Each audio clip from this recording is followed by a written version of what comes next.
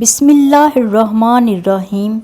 سن 1282 میں ارطغرل نے 90 سال کی عمر میں وفات پائی اور عثمان خان اس کا جانشین مقرر ہوا اور یہی بعد میں سلطنت عثمانیہ کا بانی بھی ہوا۔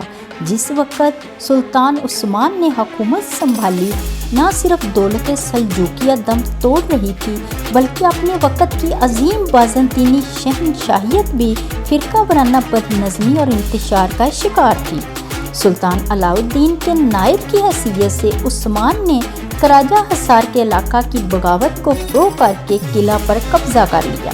اس کامیابی پر سلطان نے عثمان کو نسبت کا خطاب دینے کے ساتھ ساتھ اپنا سکہ جاری کرنے اور جمعہ کے خطبہ میں اپنا نام شامل کرنے کا اختیار بھی دے دیا۔ اس طرح عثمان کو سلطانی کے تمام اختیارات حاصل ہو گئے۔ سن 1300 میں تاتاریوں نے ایشیائے کوچک پر اچانک حملہ کر دیا۔ اس جنگ میں سلطان علاء الدین اپنے بیٹے کے ساتھ مارا گیا۔ یوں ایشیائے کوچک سے دولت سلجوقیہ کا بالکل خاتمہ ہو گیا۔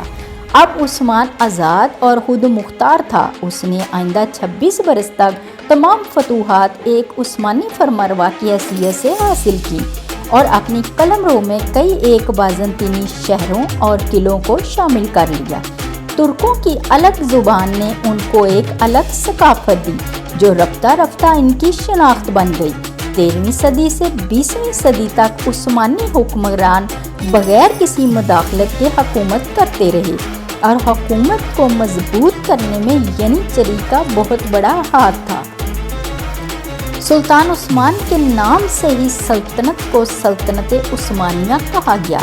انگلش میں اسے عثمان امپائر کہتے تھے۔ کچھ علاقوں کے لوگ اسے اپنی زبان کی وجہ سے آٹومین امپائر کہتے تھے۔ آہستہ آہستہ اسے آٹومین سے آٹومین امپائر کہا جانے لگا اور پھر یہی اس کا نام پڑ گیا۔